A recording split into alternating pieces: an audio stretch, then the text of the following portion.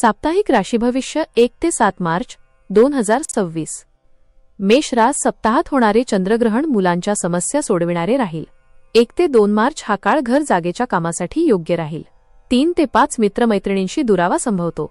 6 ते 7 मार्च या काळात नोकरदार वर्गाला नवीन संधी उपलब्ध होतील। वृषभ रास फेब्रुवारी 28-1 मार्च रोजी छोटे प्रवास होतील। 3 ते 5 चतुर्थातील चंद्रग्रहण मोठ्या व्यक्तींची काळजी निर्माण करणारे राहील।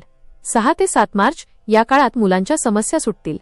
मिथुन रास 1 ते 2 मार्च या काळात धनसंचय होईल। पैशाची कामे मार्गी लागतील। कुटुंबात सलोखा निर्माण होईल। 3 ते 5 मार्च हा काळ भावंडांसाठी प्रतिकूल राहील। 6 ते 7 मार्च या काळात घरी पाहुण्यांची वर्दळ राहील। कर्क रास 1 ते 2 मार्च आरोग्याविषयी दश राहाल।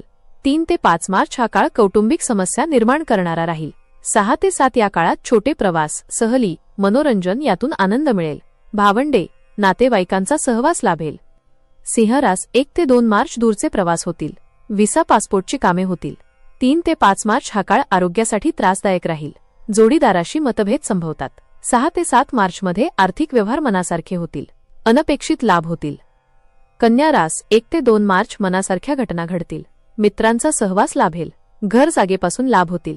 3 ते 5 हा काळ अनपेक्षित खर्च वाढविणारा राहील। मुलांसाठी मोठा खर्च होईल। 6 ते 7 मार्च रोजी तरुणांचे विवाह अंमतील। तूळ रास 1 ते 2 मार्च रोजी नोकरी व्यवसायात चांगले बदल होतील। वरिष्ठांची मर्जी संपादित कराल। 3 ते 5 मार्च रोजी मित्रांशी दुरावा निर्माण होईल। 6 ते 7 मार्च दरम्यान मोठे प्रवास होतील। कर्जाची कामे होतील। चॅनलचे सबस्क्रिप्शन अगदी मोफत आहे।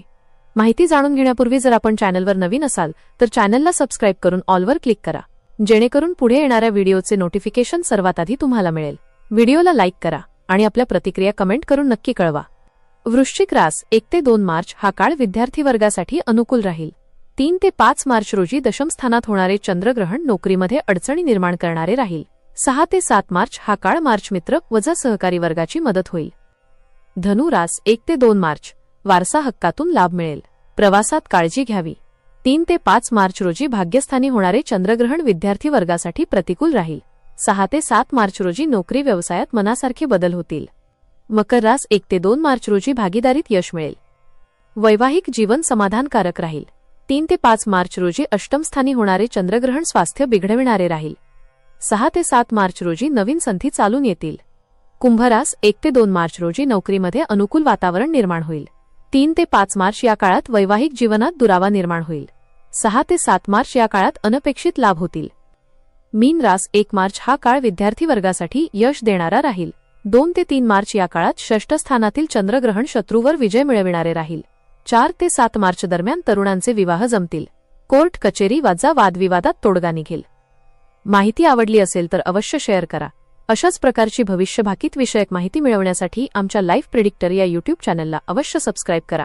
पुन्हा भेटू पुढच्या भागात, तोपर्यंत श्री स्वामी समर्थ।